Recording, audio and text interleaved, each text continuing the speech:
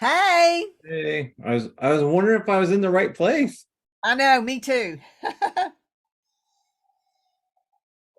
I have a 5-year old and a 7-year old today, and I am not going to be on camera. I think they're going to be quiet because they're watching TV and their mom doesn't let them watch a lot of TV. So I Oh. told them Aunt Lisa is going to be on a call. How are you on a call? I'm on a call because you can see. So anyway, they're going to be quiet. I just have Bailey in here, my dog, with me right now. How are you Oh, doing? I'm doing good. Yeah, I'm doing good. I'm I feel all hot and sweaty. I just took a shower because I've been outside doing outside work, and it's amazing how fast time goes because I thought, oh, I'll just get a little bit of work done, and it's like bam. Now, are you in Portland? No, I used to live in that area. Now I'm you know where Bend is? Say it again. Do you know where Bend, Oregon? It's in Central Oregon. I do not. Okay. Well, I'm quite like Oregon is kind of like I mean, Portland's kind of at the top of Oregon, and now I'm kind of more in the middle central, a little bit south. And So, what took you south? well, that's where she's from.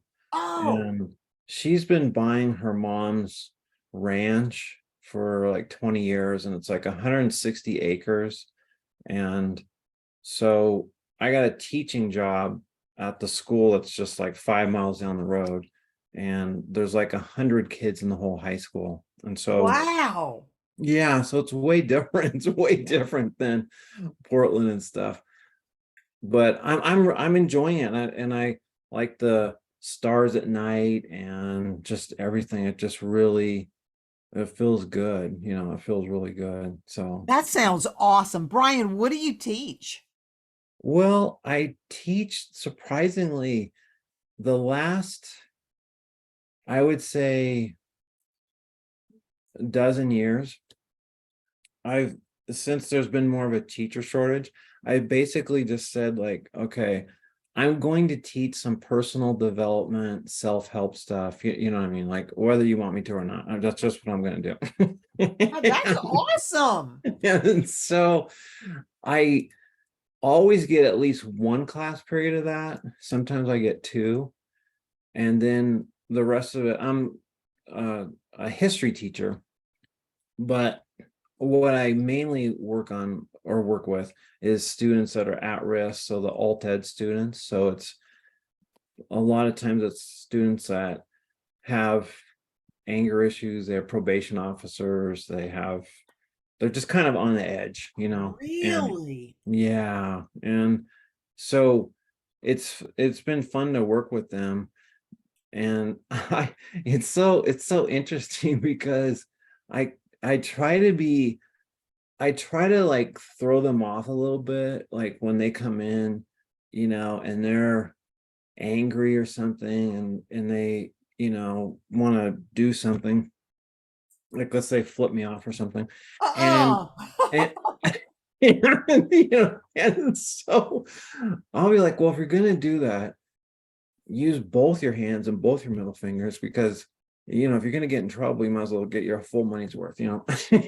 How funny. Oh my you know goodness. and just stuff like that. And then I don't know, I had a student that I had maybe 12 years ago. His name was Tim, and he just had all this bottled up anger, and he always wanted to fight everybody and everything. And anyway, he sent me a Facebook message yesterday, because a lot of them I've kind of loosely kept in contact with, not all of them, but different ways and stuff. And he was just like that really was a turning point in his life, where he goes, all the stuff you went over about, anger, and the quotes you went over every day, and how to apply them and different ways of looking at it. And he said, he goes, the thing that really, I knew this was going to be a different class, was it was like on the first week of school, because I had these guys all day. They were like, kind of like banished from the regular school. and I got up on the counter because I talked about trust falls. Yeah. And I said, like a trust fall, you know what I mean? It's like, that's good. But we're going to do extreme trust falls. And so I got up on the counter, which, you know, it was a decent high counter. And then I was like, I'm going to fall backwards and you guys are going to catch me. And so he said that was kind of like when it stuck in his head. I was like, okay, this is going to be different because I had them catch me, you know? Well, you know what, Brian? That's pretty awesome to receive a message from a former student like that, Yeah. telling you that you impacted their life. That's wonderful. Yeah. And then he said like in the last few years he has, and I didn't bring this up because I'm not like religious in school or anything like that. You know, Uh-huh. you got to be real careful. But then he was like, yeah, I am a Christian now, and I'm just more at peace and all. I was like, what? I mean, this is a kid that would want to have a sledgehammer. See, I believe in second chances for everybody. So, Yeah. so I don't have my phone with me. I'm gonna go. It's on the charger in the kitchen. I'm gonna go see if I've gotten a message from Jim because Okay. I'm real surprised he's not here. Sandy, do you know anything? Or No, let me no, go no. get my phone and I'll check to see if I have a message. Okay, I'll check and see if anything else came in. Well, I was just checking the reports on Mm-hmm. Maui and all that's going there. Our daughter lives in Kauai, so she's Oh. okay. Oh. But yeah, it's pretty crazy out there.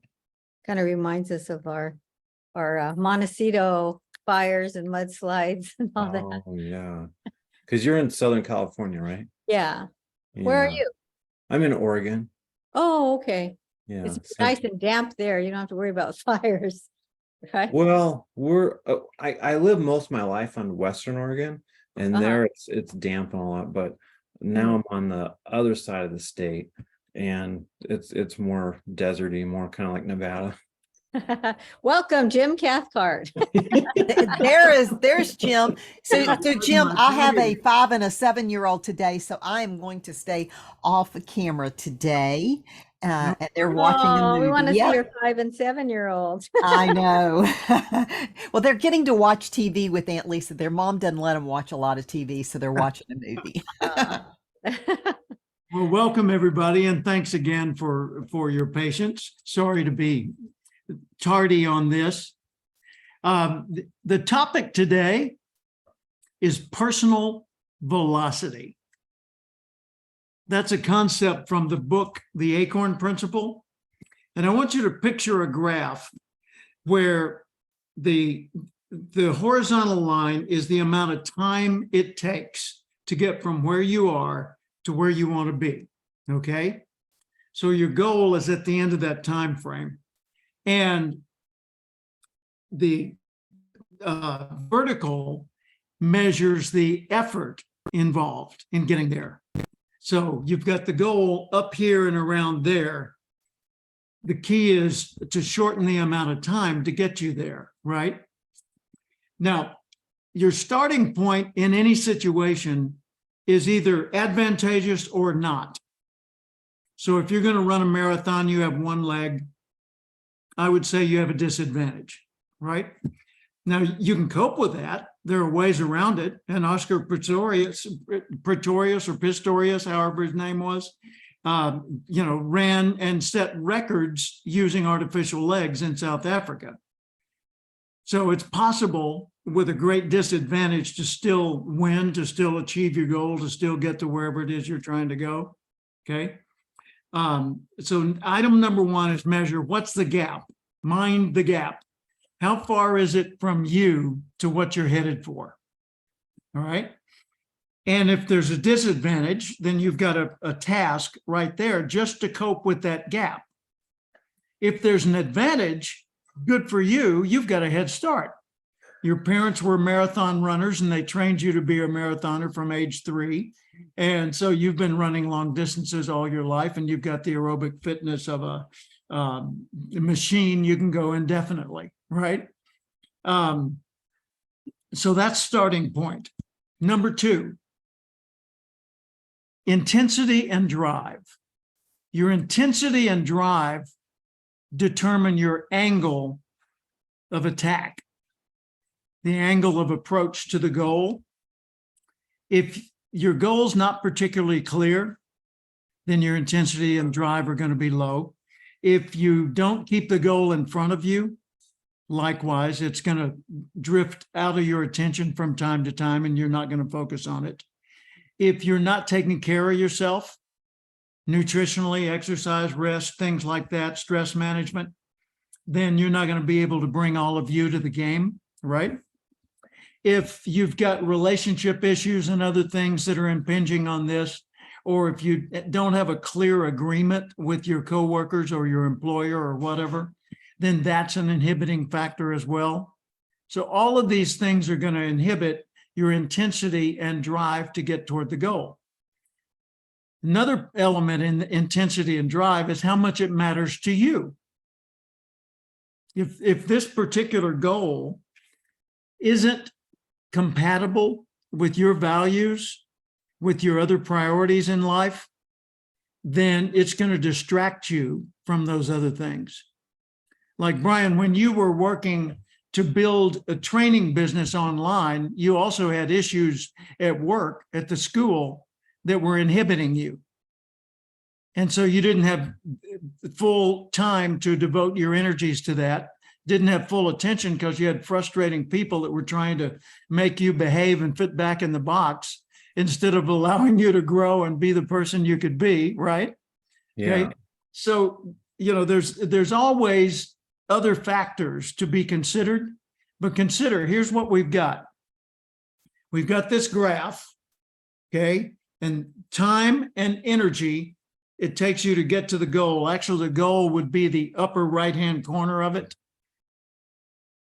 So the time and energy it takes you to get there is going to be dependent on the gap. How far do you have to go just to get into the race and start making progress, and the angle of attack, your intensity and the drive that you're bringing to the table. Well, let's say you're able to get rid of all inhibitors and give 100% of yourself to this effort. And you're starting even, not with a disadvantage or an advantage. Okay, that's a pretty good shot, right? The thing you've got to then be conscious of is the third and final element, managing the speed. So here are the three recommendations when I'm trying to help someone get to their optimum velocity. Number one, reduce the gap. So become aware of what the gap is and do whatever you can to reduce it. Number two, increase the angle that you're approaching it. Because the higher the angle, the sooner you get there. But number three is vitally important, manage the speed. So let's say that we, the four of us, set a goal and we're going to work on it together. And so we all get all the inhibitors out of the way and we're totally there, four people ready to go for the gold, okay? And we're taking care of ourselves and we're keeping it in focus. We've got it on wall charts. We've got pictures of it. We've got people giving us affirmations and patting us on the back. You can do it. A cheering section around us. And they're all saying, come on, do it, right? So we're 100% in. Everybody's all in, all four of us. Now, let's assume for a minute that our natural velocities are all relatively low. Meaning when we look back over our life, there never was an extended period of time where we were all in, where we were really going, like a house of fire to get things done. And our life looked pretty much like a rhythm of moderate activity instead. Well, then that means we are not naturally high velocity people. Okay. If we've got four people and none of us is naturally high velocity, but our business plan is based on high velocity, you know what that equals? Immediate burnout. Because the first thing, if you go too intensely at what you're going for, first thing that happens is you get nervous. you encounter tension. Tension's fine. Tension's just an indicator, like those little strips between lanes on the highway. They go when you get out of your lane, right? That's what tension is. It's an indicator. Hey, chill, pause, look around, make sure you're on the right path. And so tension is the first thing we encounter. Second thing we encounter, tension on steroids, which is known as anxiety. The thing about anxiety is fear-based. When someone says, hey, I'm really anxious to meet you, Sandy, if they realized what they were saying is they're saying, it scares me. What they mean is usually, I'm eager to meet you. Now that has to do with positive anticipation. Anxiety has to do with negative anticipation. Are you anxious? Yeah. No. Are you anxious? Yeah. That's anxious, right? So the first thing is tension. The second thing is anxiety. So now you're pressing a little bit too hard, getting outside of your velocity, your natural zone of velocity. If you continue to press, when you get to the anxiety point, you end up with burnout. So there's a point where you're spent. You got nothing else. I'm sorry. I gave it all I had, and I'm laying here in the dirt, and I can't get up yet. So you guys go on without me, right? No, just leave me here. I'll die. Don't worry. You were nice. Thanks. No. But what happens when you reach burnout? Burnout's not burnout, really. It's a misnomer, because it indicates that you've got a tragedy like Maui, like Lahaina, completely burned out, everything gone, decimated. That's not the case when it comes to personal burnout. Personal burnout means that you've spent all that you had today, and it's going to replenish. And you're either going to get the replenishing from without. In other words, you reach to others or look to others to give you the encouragement and the support and the nurturing to get back to your zone, your natural zone. Or you look inside yourself and you want to just, get off in a corner and suck your thumb until you heal, whatever. But, you're either going for internal or external sources to help you heal. And when you go through that healing process, you get back into your natural zone of velocity. Okay, so that's what happens if you press too hard. What if you don't press hard enough? What if you're really, the goal is so lame that it's not really a goal? It's just a trivial to do on a person's list. Well, then you're going to get bored, and the boredom is going to then lead to apathy, meaning why bother? Who cares, right? And apathy, if you sustain apathy, ends up in depression, because apathy is meaningless, literally meaningless. So that ends up in depression. And in depression, you either have to reach externally or internally to recover.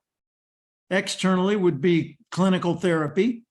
Internally would be rethinking and reflecting and just separating yourself long enough to get an objective point of view so that you could get back into the game. Or it may be a combination of both. But here's the thing. This is your zone of velocity, okay? Between X degrees and Y degrees, that's your natural zone of velocity. You press too hard, you feel tension. You persist in pressing too hard, you get anxious. You persist in being anxious, you burn out. And then you drop down to offline status until you can recover and get back in the game. Press too little, you get bored, then you become apathetic, and then you become depressed, and you have to go through a recovery process just to get back in the game. So manage the speeds means managing your intensity so that you're always in your zone. And a person with a high zone of velocity, a high natural zone of velocity, if they don't have a big challenge, they will go break something, so they do. They need a challenge. They will commit to something bigger than themselves. I am a high velocity person. Years ago, my business was going really well. I was in Tulsa, Oklahoma, and I was active in the National Speakers Association. I was doing 123 speeches a year. That was my high number. And I was loving it. Life was going great. Went to an NSA board meeting and volunteered to be the chairman of both winter workshops and the annual convention for free, for no pay, with no committee. What were you thinking, Jim? Well, I was thinking that I had a pretty good handle on things and I needed to be challenged. So I jumped into the deep pool before I'd learned to swim. And I knew that I was either going to die or learn to swim, and chances were good I'd learn to swim. So I did. And I came up with all kinds of cool little tools and techniques.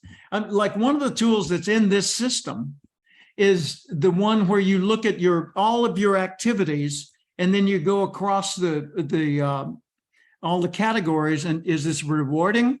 Is it profitable? Is it a good use of my time compared to my other priorities? Does it add prestige or take away? And so forth.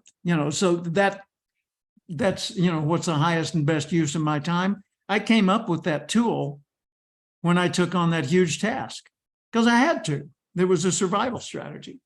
So that's the high velocity people need resistance. They need pushback. They need something. They need to set a goal they don't know how to reach. And that's the important thing, because if you know how to reach it, you've heard me say, it's not a goal, it's a to-do. So a goal should be something you want but don't know how to reach yet. So the higher your velocity, the larger that goal needs to be, and the more ongoing it needs to be. And the lower your velocity, the more routine things need to be. So if you've got natural low velocity, you would much rather be part of a team than work solo. And you're way more effective in doing so. Paula's velocity is relatively low. And when it comes to exercise, jazzercise, or some kind of organized class is her preferred mode. Well, my velocity is high. My preferred mode is solo. Even when I was with the hiking group in California, what I liked about the group was on the outgoing hike up to the distant peak, it was a solo trek. I might have been near other people, but we weren't talking. We were going like that until we got there. And then we'd look at the clock. Did I set a personal best? Am I on a good time or not? And then on the way back, we'd talk. But I, of course, being as I am, would run all the way back. And so they called me the running back. Heartbreak Hiking Fool's official running back. So I would run all the way back, and then I'd meet them at coffee and chill, and we'd sit and talk. So that pretty much describes velocity as far as the natural zones. How do you know what your zone of velocity is? By observing your extended patterns or your pattern over extended time.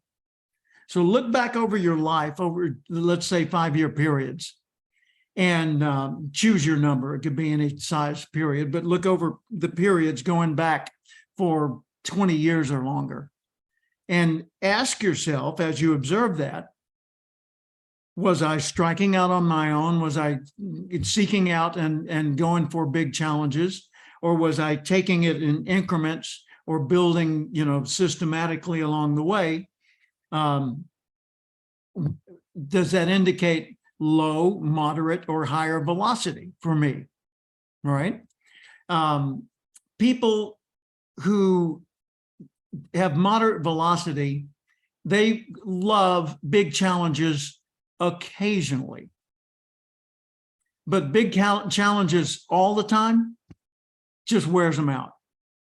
And they go home exhausted. There was a guy in one of my audiences, this was in New York City, and I was teaching some of the principles from the Acorn Principle book, and velocity discussion was taking place, and I had everybody rank themselves. And this one guy said, "Jim, I've got a question." He said, "I work on the floor of the New York Stock Exchange, the trading floor. It's one of the most intense environments on the face of the earth. And I have low velocity. How is that so? And I said, well, do you do your job well? He said, I think so.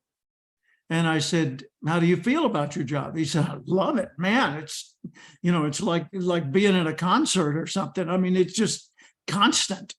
And I said, so how do you know you have low velocity? He said, because I look at my life and there's no other context where I've ended up with big challenging circumstances like that. I said, well, tell me more. He said, well, I must admit that, at the end of each day, I'm completely exhausted emotionally and physically. And when I go home, I can't even talk to my family without getting into an argument or something. So I just take a really stiff drink and lay down for an hour, and then I re-engage. And I said, how often do you do that? He said, oh, every single day. Every single day. What are the prospects of him having an illness or a psychological breakdown in the next 12 months? Super high, absolutely, because he put himself into a role that was inconsistent with his nature. He's an oak trying to be a fast-growing weed. It's never going to work, ever. But he could be temporarily in that situation and be okay with it. Trouble is, he had to have a coping strategy just to survive. And I've had people who, here's another one out of my life. Years ago, I went to college and I came home for the summer and I took a job working in a factory, the Timex factory at Little Rock Airport. And this was 1968 or 9 or something, maybe even a little earlier than that, long time ago. But I went to work in the Timex factory and they sent me to the salvage department. And this Timex factory was making Polaroid cameras. You would think Timex, it was all about watches. No, they had the camera franchise or license. So we were making Polaroid cameras at the factory. And a lot of times the parts would be assembled poorly and they'd send the parts to the salvage department and we'd try to undo them and save the parts that could be reused. And so that's what I was doing. And I went in there, and I'm operating a drill press and taking these things apart. And I go, there's this buzzer, it goes, and I said, what's that? And they said, it's lunchtime. So I go with the masses. And this is like out of some of those movies, the like Big Brother and the things like that, Gattaca or whatever it was that, I'll think of his name anyway, that, movies like that. So I go to this lunchroom and it's in like an airplane hangar. It's huge with a 30-foot ceiling and the noise is enormous. And there's hundreds and hundreds and hundreds of people in there and they're all getting into lines to go through the serving lines to get their food and then sit at picnic table style benches. And it's kind of reminiscent of a prison dining room. The feel and the look and everything is like that. And I go back to my department and I tell my boss I quit. And he said, well, in that case, you're fired. I said, okay, whatever makes you feel good. So I went home and people asked me, Jim, that's a perfectly good job. The pay was decent. Why did you quit? Because I would have gone insane by day 3. I felt like I was a piece of a machine and no longer a human. Other people loved it. They had friendships, they always sat at the same table with their buddies from the lens department or whatever. And that was fine and satisfying for them. Yeah. Low velocity is okay with factories. Yeah. What were you saying, Sandy? Yeah, it's the routine that they feel comfortable with. But that reminds me, Gino, he's very similar with your energy and velocity. Yeah. So he joined he was going to be in real estate. And so Century 21, I don't know if you remember that they wore those gold jackets. I remember it well. I started speaking for them in So 1970. they all had to wear those gold jackets. Well, the first day he goes, I'm not going to wear that gold jacket. So he withdrew from there because he couldn't just be part of that. Yeah. It's just mundane. It's like, Yeah. And when I went to their conferences, sometimes I would get a gold jacket and wear it during my speech, just to be supportive of them. They did a lot of good for the world in franchising real estate and organizing things that were then followed by Red Carpet and Coldwell Banker and Remax and all these other people over the years. Yeah. So velocity is something that's observable, knowable. I mean, if you've got kids, you can tell which ones are high, moderate, and lower velocity. It's not something you have to sit and think, I wonder. No, you flat out know it. Right. And my velocity is very high. My son's velocity is moderate, but toward the higher end. Paula's velocity is lower. She prefers a routine, likes a less challenging environment that's more predictable, and that makes her comfortable. God bless her, right? It would probably not be good for our relationship if she were high velocity like me, because then we'd be competing with each other. Did you find any relation with the DISC? When you think That's an important distinction. Thank you. DISC is a measure of behavioral style, personality type. It does not measure personal velocity. You can have high dominant, low velocity people. Okay. You can have high velocity, high compliant people. They try to impose their rules on the rest of the world. Oh, yeah. Okay, good point. I'm glad to hear this. Yeah, but they are absolutely independent of each other. And so are values. When we talk about personal values, and what drives your decisions and your choices, that's not an element that's in personality type, DISC. That's what is behind it, because values determine what you care about. Velocity determines how intensely you approach it, and personality type determines your style of going about it, and a few other things. That's all explained in the book, The Acorn Principle. But I wanted to lay that out for you, that velocity model, to give us a context for talking about how that relates to our own individual lives. Okay. I'm writing a book. I'm rewriting relationship intelligence and relationship selling with a man named Victor Antonio. And Victor wrote a book called Sales Ex Machina, which was all about artificial intelligence. And he's pretty deep into AI right now, and did a brilliant talk at the speakers convention last month. He said, I love your book, Relationship Selling. Let's blend it with AI and write a new book. And I said, well, I own the trademark for relationship intelligence. He said, perfect. So that is. So which books? You said relationship intelligence, and what was the other book you're rewriting? Relationship Selling. Relationship selling. Okay. Yeah. Because I wrote Relationship Selling first in 1985. Wow. I was teaching a course called Professional Selling. And I met Tony Alessandra, and he had written a book called Non-Manipulative Selling, which, here it is. He was a college professor, and he had written this one. Ah. That's what he looked like back in the day. And I saw this book. We were both speaking at wait for it, Century 21 Real Estate Conference in San Diego in 1979. Guy named Dave Middleditch was the meeting planner. And I still remember vividly to this day, because that's when Tony and I became friends and best friends. And so I wrote this book later, 1985, Relationship Selling. This is the one that Zig Ziglar did the cover endorsement, and Og Mandino back here, and Spencer Johnson and Ken Blanchard. And I mean, it was well supported.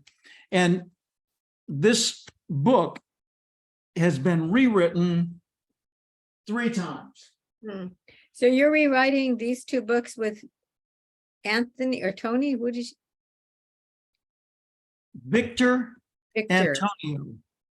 I Uh, wrote this book again in 2002 under this title, The 8 Competencies of Relationship Selling. The reason I did that was competencies, that was the buzzword of the day. Like, you know, we've had big buzzwords that have been the thing over the years. Right now it's AI. It used to be quality circles. It used to be excellence when Tom Peters and Bob Waterman wrote their book on excellence. And then it was strategy, and then it was, you know, re-engineering, and it's been all these different words. It's just an ebb and flow in the waves of time. But I wrote this, and what I found was people were not buying this book. They wanted the old one. I said, well, the old one, all of that content is in here, plus 15 years of new research. And they said, yeah, but we want the other one. because of the title? Exactly. Hmm. And only because of the title. They wanted only that, relationship selling, and not the 8 competencies of it. And so I got the rights back to it and published it again with I like the cover. title, and it's got 8 rowing team members representing the 8 competencies. And so the book's the same. It's just got a different cover and a shortened title. So I rewrote this in 2002 and then in 2015. So it's about ready for another iteration.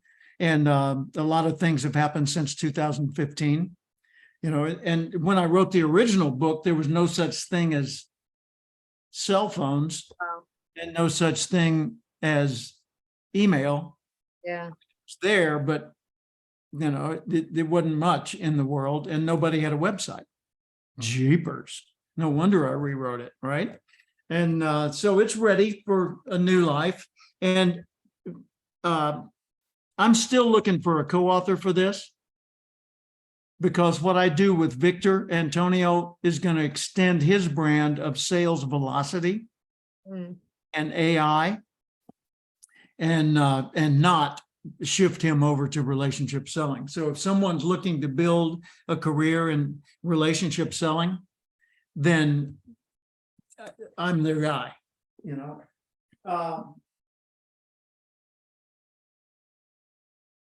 It amazes me how many things I can just reach to instantly on my bookshelf. It And- amazed me. Yeah, I mean, 'cause I don't think of these things in advance and stock the I was books. like, You how know, did they you know just- where that book was? Oh, yeah, that was back at the beginning of time, and here's the original. Yeah, but I got a lot of those kind of things in my world. Let me think, trying to get back to where I was just a moment ago. We're Well, talking about personality type and how all this fits together. Well, And yeah, Brian? I was gonna say, like, you've talked about the show Suits, you know, that you've Yeah. watched that, okay? And We're in season 7 now. We've been Okay. binge watching that thing. okay, but on there, it's kind of like bulls, you know, like everyone's got to be the top dog, and there's just this whole Power thing. struggle. And so does this velocity and stuff, like when people, can you have these clashes when you have people that strong will, but they're not in alignment with each other? Yes, and the key is not their strong will. The key is their lack of alignment. See, when in that show there are 2 alpha males, and the alpha male is Harvey. Harvey Specter, Yeah. and Harvey Specter's character is high dominant, extremely intelligent, you know, high conceptual intellect. He's got super high velocity, and his values are power and wealth, and then the others, right? So because of his intellect and his willingness to work very, very hard, he's able to do pretty much anything, including empathizing with and supporting and nurturing other people. But if he can't get it done quickly, he's done. I'm sorry, you're going to have to die by the side of the road now. I'm out of here, right? So he can do pretty much anything, but he can't sustain it for long without losing attention or losing something, losing effectiveness. Whereas you take someone like Rachel, the character that Meghan Markle played in there, she is she's what I call a relator. You know, she's a high S and high C, Sandy. And so she's the kind of person that is a supporter, encourager, and nurturer, and just sweet. But she's also got a lot of self-respect and pride, and so she's not going to take any crap off of somebody if it's not going to help the cause. She will if it helps the cause. So they're all in this environment, and you can see the interplay of the personalities. By the way, when you start to understand all these elements that are in the book, The Acorn Principle, or that are in the Acorn Profile, that's the structure for it, then you can start looking at complex TV dramas that go on for years, like MASH, or, you know, name another one that was on the air for years and years and years. Cheers. Cosby Show. Yeah. Cheers. And what was yours, Brian? Cosby Show. Yeah, the Cosby Show. You know, on and on. You pick the one, you know, Dick Van Dyke going back in the day, or pulling it forward. You know, you look at the ongoing drama. You can say that one's this personality trait, that one's this personality trait, that one, you know.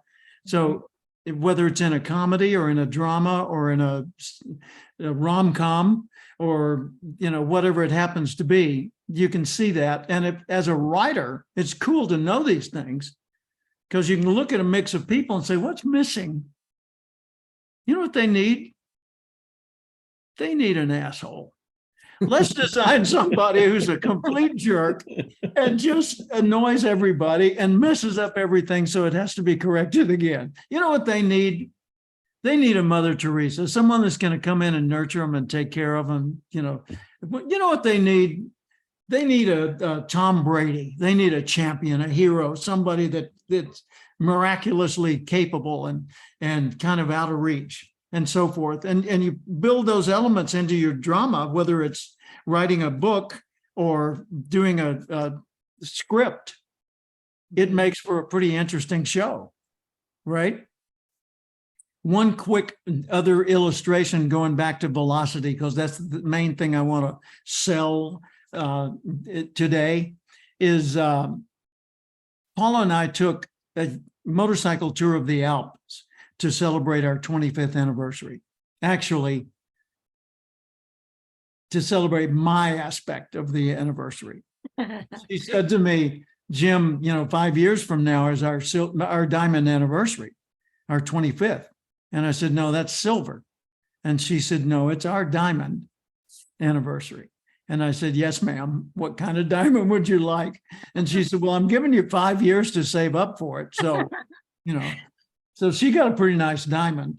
And she said, what do you want? And I said, you on the back seat as we ride through the Alps, 3,000 miles for 16 days in Austria, Germany, Switzerland, France, and Italy. She said, done. So we did that, 25th anniversary. And it was fabulous, absolutely a romantic dream, and liked it so much. I came home and wrote a book about it, which I haven't published yet, called The Freedom Creed. And then we said, let's do it again for our 30th. And we did. So on our 30th, we're with this group of motorcyclists that are all on BMWs. And the guy who's got the fastest bike among us is a big old heavy-set guy. And he and his wife are on that one. And he's not that good of a rider.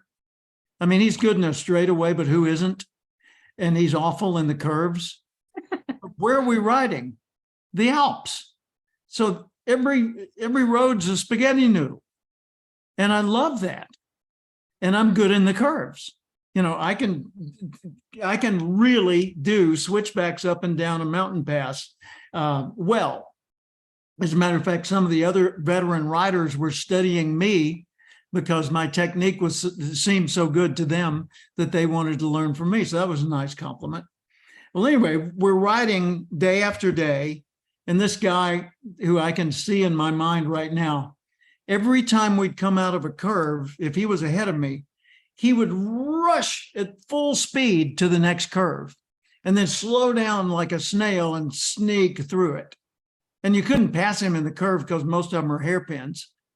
And so I'm going, trying to catch up and get in front of him. And it never quite made it because my bike wasn't as fast as his bike. Dang it. You know, so he had greater speed, but I had greater velocity. Velocity is the rate of advancement toward your goal. If you're on a racetrack, the winning vehicle or runner is not the one who can go the fastest in the straights. It's the one who turns the fastest lap time every time, consistently. So it's kind of like a marathon effect, right? And I was able, once I finally passed this guy, to just have total joy going up and down these mountain passes after that. But every morning it was a struggle to, you know, make sure we got to the motorcycle before he did, because I didn't want to be behind him in the lineup. And so that's the difference between speed and velocity. If let's say a NASCAR racer is going around a track at 200 miles an hour, what's their speed? 200 miles an hour. Mhm. What's their velocity? Well, it depends. How could it depend? Because if velocity is the rate of advancement toward your goal, and you're going at 200 miles an hour around an oval track, but there's no race and no one's timing it, your velocity is zero. No goal. How could you be advancing toward it? So the goal determines whether you even have velocity to measure. Otherwise, it's just effort and speed, and that could be completely wasted. You know, like going out and moving rocks that don't need moving and have no purpose. That's, you know, high effort, low velocity. I'm having 2 dump truck fulls of gravel delivered right now. Been there, done that, huh? Yep. That's good. So how else, ask me some questions about velocity, and Lisa, feel free to chime in here. I got one question. You Yeah. kind of have like the chart, and you got your zone here where up on top you're getting stressed because you go past it. Down at Yep. the bottom you're bored because you go too slow. Yep. Okay, so you got that V going up.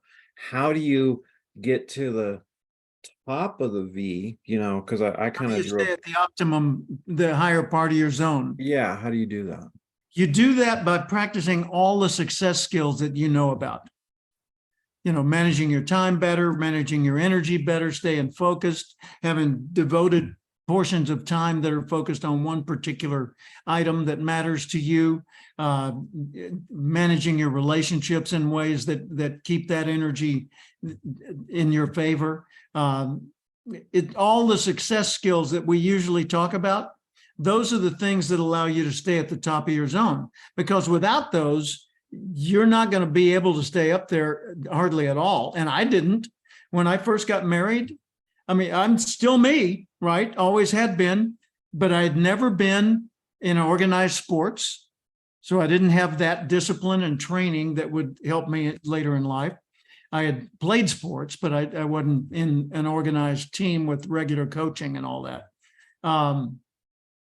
I had never achieved anything noteworthy, although I'd done some pretty impressive things that didn't matter. You know, like Dad and I built a tree house and put in a zip line and a rope ladder and a rope bridge and some other things, and just really did some cool things with that tree house.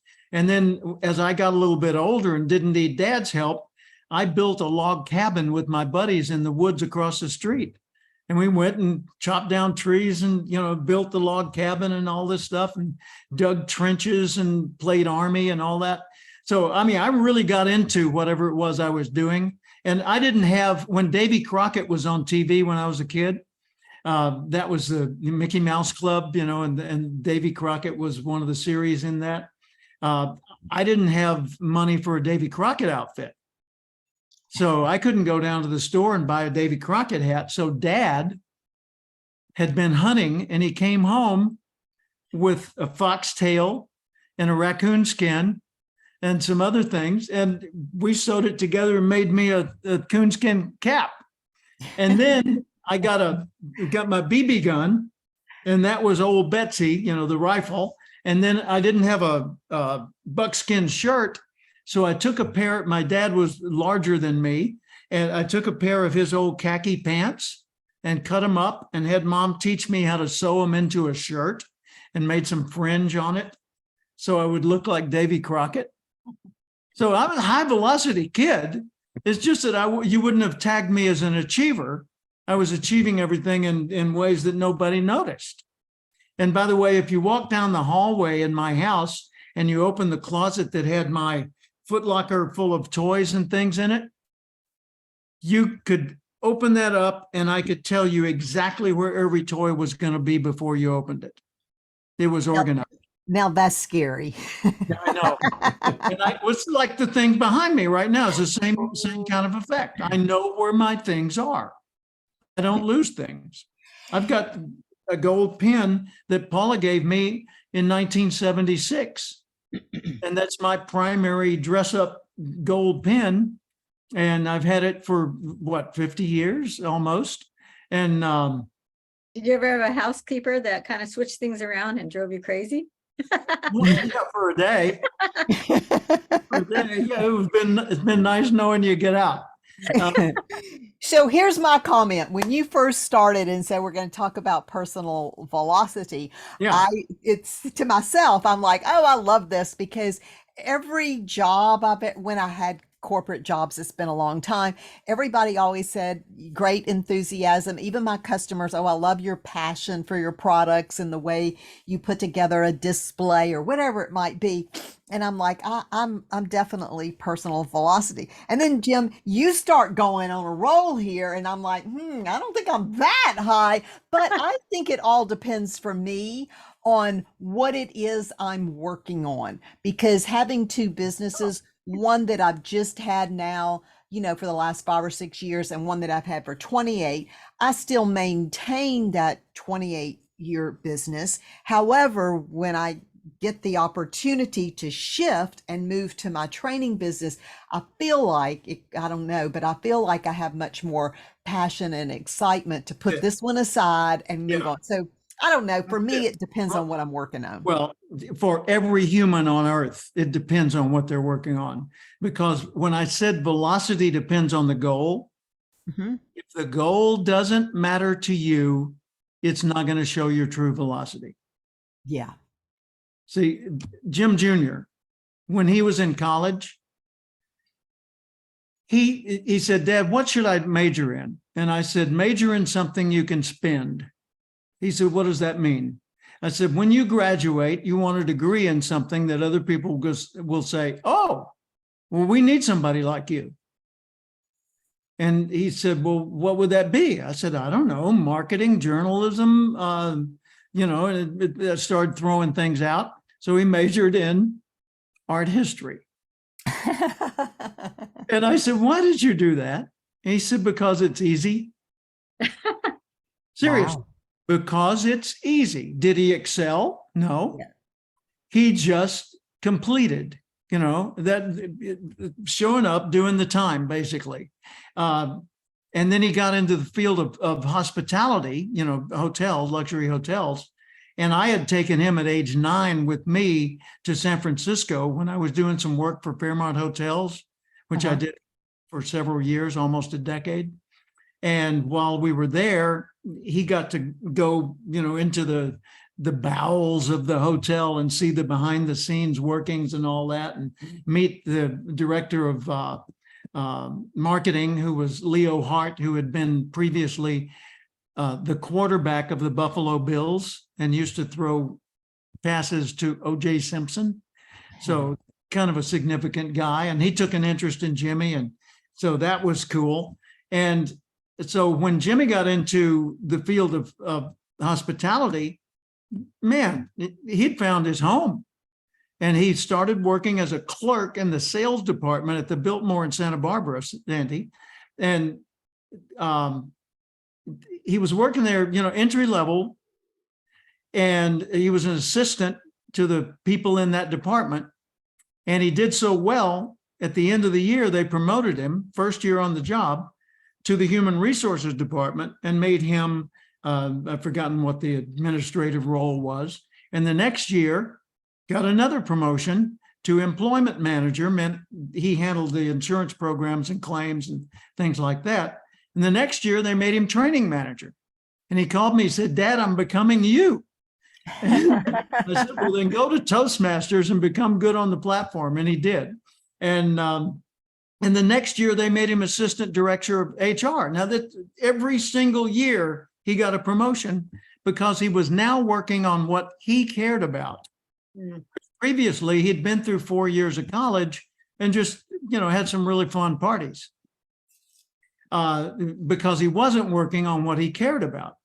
And you could also say it was because he didn't know what he cared about. Otherwise, he would have set that as his major, and that would have kept him focused.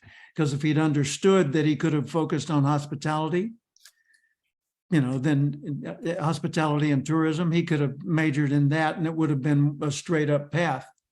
Like our grandson, Jason, he decided early on it was going to be music, but not just learning to play it, producing it. And so he majored in music production, and sure enough, his career is going straight up. But velocity is only accurately measured when the person's working on their primary interests. Okay? Yeah. Or one of their primary interests. And that's a key deal. So when I got married, here I am, a guy that's got natural tuning for high velocity life. I'm working at the Little Rock Housing Authority, and before that, some other jobs I didn't care about either. And Paula in the mornings had to pull me to a sitting position in bed to get me to get out of bed and go to work. "Come on, Jim, it's getting late. You got to go." "Okay, I'll be along." "No." And then she'd pull me to a sitting position, and I'd finally get my sluggish old butt out the door. And I was overweight, and I was out of shape, and not much going on in my life. Then I hear Old Nightingale. I decide a few weeks later that's what I want to do, and kaboom!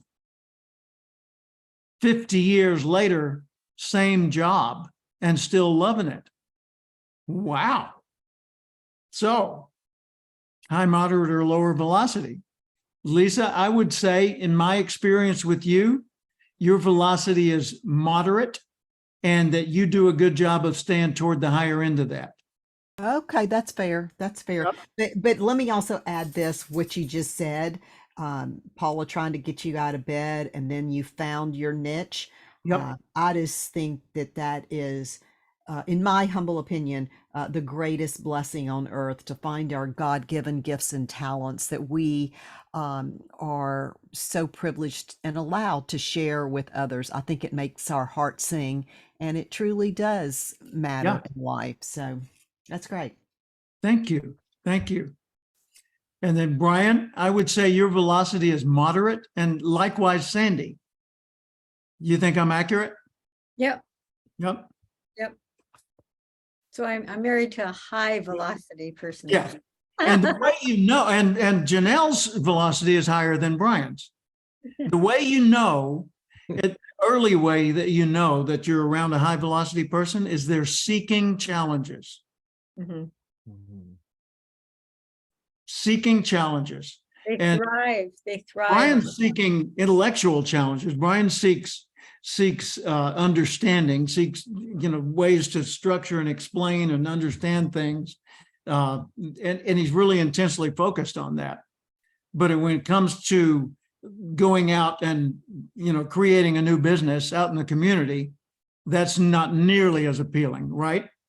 Oh yeah, where Janelle, she thinks, okay, I got this going, I could start this one. And she goes, why aren't we doing these other ones in the background online and having them work, in the middle of the night when we don't have to do it? That's how she thinks.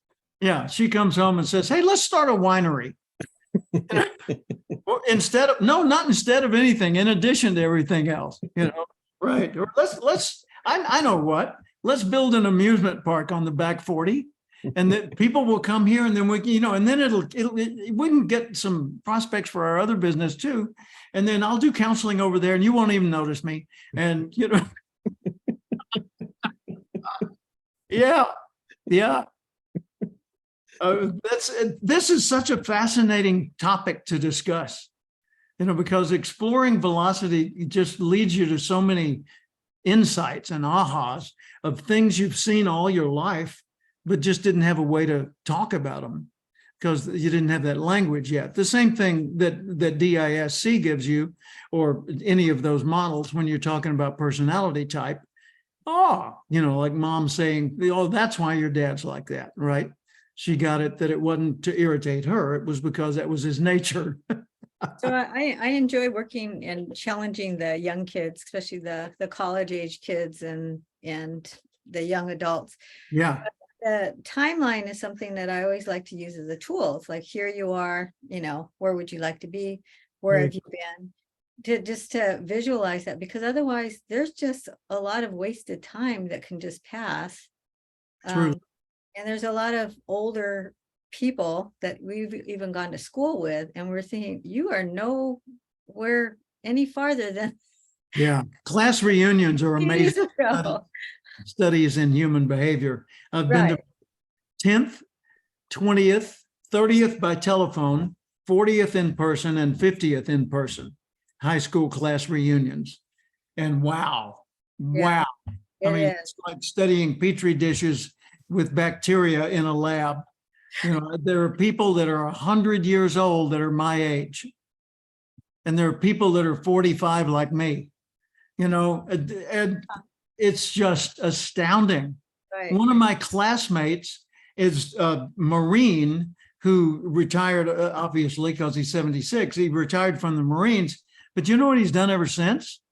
He's been a performance skydiver. Wow. He and a group of other Marines jump out of a plane over a big sporting event or something like that and float to the ground with a flag tied to them, and he's done lots of tandem jumps with disabled people who could never handle it on their own. And he's, like Wounded Warriors. And he's jumped into the Olympic events and NFL games and things like that all over the country. I mean, 76 years old, for heaven's sakes, and still going strong. And he lives in Hawaii and he's super active. He became the director of Pearl Harbor, the exhibit, the whatever you call that whole Pearl Harbor Foundation or whatever agency. And his name's John Bates. So I've got people like that, but then I've got people like the ones who won't be named, who just, they didn't get injured, they just deteriorated. Uh-huh. And it was strictly by default. You could tell they had done nothing to reverse the process. And they probably didn't have any clear goals on what they cared about. Yeah. And what a sad scenario that is. So I think that's something that all of us have in common, is that we'll be attracting those that even have an interest in self-improvement, in personal development, You and bet. professional development. Yeah. The And other by the way, but one final point, and then I'll wrap up here. When I say high velocity people seek a challenge is always something you don't know how to achieve. yet. Yeah, that's right, Sandy. Good catch. Yeah, that's the whole point, is they are seeking something they want, but don't know yet how to get it. And So they're not if you afraid. know how to get it and it's just a bunch of hard work, that's not a challenge. that's a problem. And so you just do the hard work and get it over with, right? You solve your problem. But if it's something that, like, I want to be the predominant citizen in Austin, Texas, and be able to help guide policy for future generations for the city, but I don't want to be the mayor. Okay, well, that I don't know how to do. You know, I could have gotten you involved in politics, but if you want to be a thought leader for the city, then we're going to have to take a different approach. Let's start to work. Yeah. And that's exciting to me, you know, those kind of things. So if you know how to achieve it, it's not a goal. It's either a problem to solve or just a to-do to deal with. If you want it, but you don't know how to achieve it, that's a goal. Right. Okay. And knowing your own velocity, the key is not to try to become a high velocity person, because if you do, you will go insane and end up in therapy, or you'll end up burned out and end up in clinical care. Either way, somebody's going to be making your decisions for you. The goal is to be at the upper range of your zone of velocity as much as possible for the rest of your life, because that way you're at cruising speed and all you got to do is have enough fuel in the tank. You can drive at that speed for the rest of your life. Ryan. Yeah, I got a question. Is, like you said before with Janelle, like she'll be doing horses, then she's doing an interview with someone, then she's, you know, creating another course. Yep. And then where I notice is, like, I will get on something, like if I'm editing a video or a big long thing that's like a 2-hour thing that takes days, and I can just stay on that and grind it out and get it done. But that, something like that would drive Janelle up the wall. You know what I mean? Like There you go. does that typify high velocity versus Well, different? no, or- that's more of a DISC kind of a thing. Okay. Because if she, well, first off, with her velocity, as long as it's a challenge that's fun, that she's problem solving, then she can go for a long period of time doing that kind of thing. But it's got to be constantly different. Yeah. If it's routine, then it falls off of the velocity measure, because now it's a to-do. And what you're going to see is her approach will reflect her behavioral style more than anything else. Either way, look, let's get it over with. You know, forget about the labor pains. I don't want to know how it felt. Show me the baby. What's its name? It doesn't have a name. Let's give it a name. Well, I don't know what I want to name. Well, call it Bob. It's a girl. Okay, Bobette. You know, but come on. Let's go to the fair, right? You know, Yeah, just because like in Boom. her first business, which is more educational specialist kind of thing, if she works with a client for 1 to 2 weeks kind of in a row, by the end of that, she's like, okay, you're ready to move on, you're ready to graduate. You know what I mean? I'm ready for some Ready to more what move she's on. really saying is, I'm ready to move on. where me, I can like work with people for years, you know, like in school or whatever, and it's Well, just a see, you could be a counselor, a therapist, and Yeah. have people as long-term clients, whereas she would be more like a psychologist that was doing interventions to get to a breakthrough and then turn Mhm. them over to somebody like you. Yeah. Yeah. Okay. So that's cool. Well, I got to run and you do too. Thank you for being here today. I'll put this recording up so that we can all have it on Okay. hand and the others can access it. Have a All right. great weekend. You too. Yeah. Glad you're here. See ya. Bye-bye.